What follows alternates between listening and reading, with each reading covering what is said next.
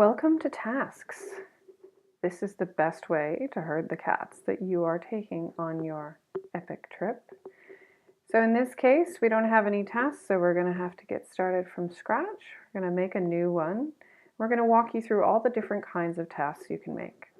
So our first example is your classic sign a waiver form example. So we'll go ahead and use that one. Sign your waiver form. And we're going to require that prior to the trip. And in this case, we want everyone to do it. In another example, we'll show you how to restrict the visibility. So the instructions here are going to say, please digitally sign your waiver form or upload a scanned copy. Now you're going to look at the required response type. Because what you want is a document from them, you're going to choose document only. Now, this is going to require that they submit a document. If you did not want to require the document to be submitted, you could choose a simple done response and an optional document. But that doesn't really make sense in the case of a waiver form because that's obviously required. Then the next question that you need to consider is whether or not you want to review each one as they come in, or if you simply want to know that they're there and access them whenever you need to. So waiver forms are kind of important, so you may want to review each one, especially if you're working in a team. You may also want to be notified for each response. If it's a simple question, you may not want to receive an email for each response. But in this case, because it's the waiver form and they can't travel without it, we're going to say yes. Now you can see this showing up, and you can see that because we have indicated that it's for everyone, there are going to be 3 people who see it because we have 3 invitees on this trip who have said yes. So we can click on that, and already we can see here are the 3 people who are going to see this task. And we can see what they see by clicking View As. Now I'm looking at this trip as Ahmed Atane, and we can see their tasks. And we can see that he only has 1 task out of 1 remaining. And we can see the instructions. He can either click the Respond Now there, or click the tick mark on the right. From here we can add a file. And let's choose a random file. And he has the option of leaving an optional message as well. He's also told that he will be notified when the planner has reviewed because this is the type of task that requires a review. Now he's completed it, it goes green, and then it fades and it says all done.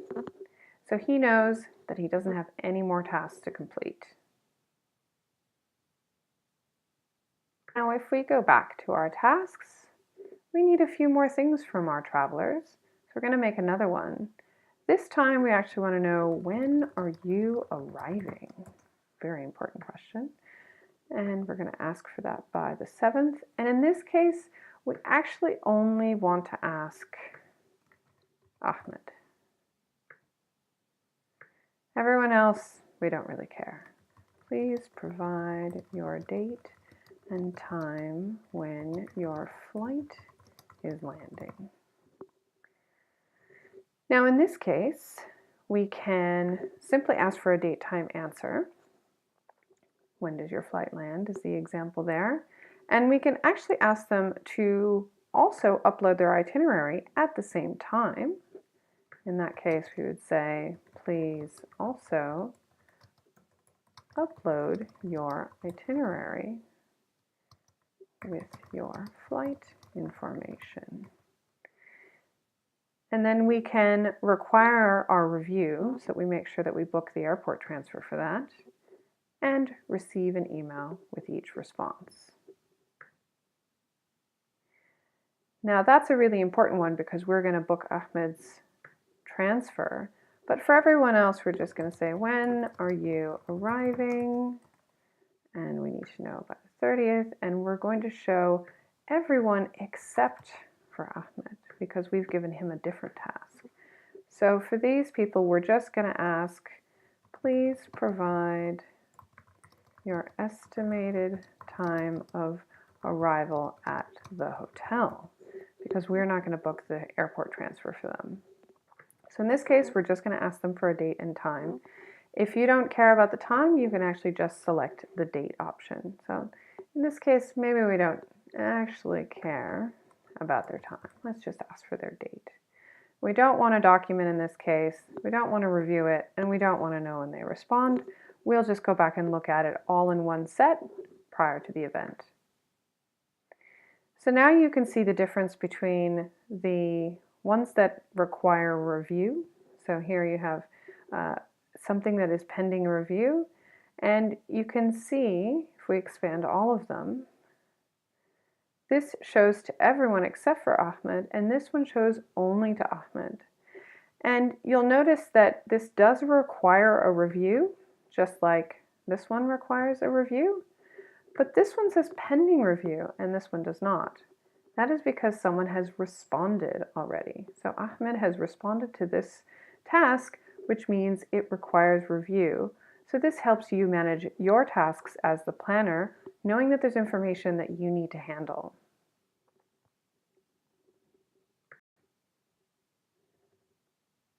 So to understand this a little bit more, let's take a look at these responses and respond to one of them.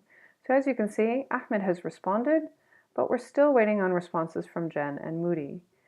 You can look at the file that was submitted, in this case, just a screenshot, and you can respond. So if you've processed this information, you can put information that is presented back to Ahmed. Thank you for your prompt response. And you can even leave a little note that says, I've booked with the VIP car services to pick him up. Confirmation code 2345. Now we can update that here. And now I know that that task of handling this response has been processed on the 10th of August at 8:31. This is really helpful when you're working across team members. If this needs to be cleared, you can always clear the response, but remember that clears the entire response, including the information that has been given by Ahmed. So that's why there's a double check before you clear that. Now we're going to go in and explore other kinds of tasks. So you'll notice that we have the yes type of task. An example would be, do you need an airport transfer arranged? There's the done task. For example, pack your swimsuit, which simply allows them to check it off as done. There's the custom options. For example, do you want a single supplement, extra $150, or do you want double occupancy? Now they will be able to choose between only these two options. If you need another option, you can add that here, or you can keep it to just two. So let's add that and see what it looks like. And the question here is, do you want your own room? So notice you can phrase these as statements or as questions. And in this case, I've chosen to make it a question, but you can also say, please tell me your room preference. So it just depends on the style of communication that you have. Remember that the response due date is what allows them to know when this information is important. Most of you will probably select the same response due date for all tasks. However, if there's something that's super urgent that needs to be done months in advance, then that allows it to sit at the top of the list and they will be reminded to complete it on time. Even if the date has passed, they will still be able to complete the task.